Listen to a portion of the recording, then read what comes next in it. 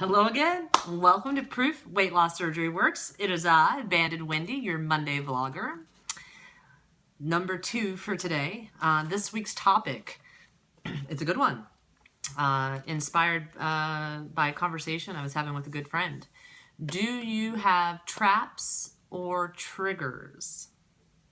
What are they? Do you know how they impact your journey? What ways to navigate and negotiate your way out of the trap or trigger do you have? Do you use? Do you need to have? Have you fell victim to old behaviors, traps, and triggers? What happened? Did you get free? How? Right? So I'm going to do my best to see if I can figure this one out for you. Relating to my personal journey. Do I have traps or triggers? I'd like to think no. I made some pretty strong commitments to myself at the beginning of my journey relating to taking care of myself, following my weight loss surgery rules given to me from my surgeon, knowing previous old behaviors, and so I put some non-negotiables into my life. Fitness was a big one, because it's real easy to not go one day, then not to go 2 days, not to go 3 days. At least it was for me, pre-weight loss surgery. So I was talking about that first week post-op, how important that was going to be for me, and it has been a non-negotiable. Food, which is common thing that people turn to when they run into a trap or a trigger or an old behavior, right? That's the where do you go? And I can fortunately say that I only fell into that space when it was not for good while I was taking care of my mother during home hospice. She had breast cancer, metastasized breast cancer, and I was her primary caregiver during the last 11 weeks of her life. And I had quit smoking. I was in a polar vortex of winter. I was 3 weeks post-op, reconstructive surgery, and I was watching my mom die right in front of me. You name it, I was doing it for her. And I was buying big bags of M&Ms. I had a CC out of my lap band, so it was low. And I was eating handfuls of plain M&Ms. And it was holiday season. It was December 4th, almost 2 years ago, that I went back to Ohio, and I felt like it was okay to put my hand in that bag of chocolate and eat those M&Ms. And I did it 2 months. Every time I went to the store, I got a new bag of M&Ms. Trap, trigger, old behavior.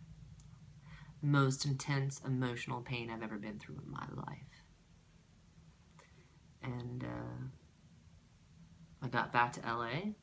She was dead. I had to move on. And I have not had a peanut M&M in my home, or not a peanut M&M, a regular bag of M&Ms in my home since February of 2014. Did it work for me, eating those M&Ms? In the moment, I thought it did. It didn't. Between post-op reconstructive surgery, eating those M&Ms, and no fitness for 8.5 weeks, I gained 13. So my camera cut off. So essentially, when I got back to LA, my home, after that, I haven't brought those slider foods, sugar, M&Ms back into any place that I live, any environment. And I also haven't had any emotional hard anything compared to watching my mom die happen. So, I guess what I learned is that I can know my mom is dying, I can know that people are sick, I can know that I'm losing my job, I can know a bunch of things, but it's the actual loss for me that's a trigger. The actual taking care of, like when it's finally like, oh yeah, she's gonna die, she doesn't have another 3 years to live like she's been living. Hard, intense, emotional grief and fear, and trying to keep a smile on my face through all of it, and no crying was the Sims family rule. Took me to a place of, and no fitness. I wasn't able to exert any of my stress because I was post-op reconstructive surgery. Took me to a dangerous spot. And I can only hope that that would only, very few times in my life is that going to happen. But it did not work out for me. At the time, you think that it is. And I know that it didn't. And I know to keep those things out of reach. And I hope that life doesn't present me very many of those really, really hard emotional times.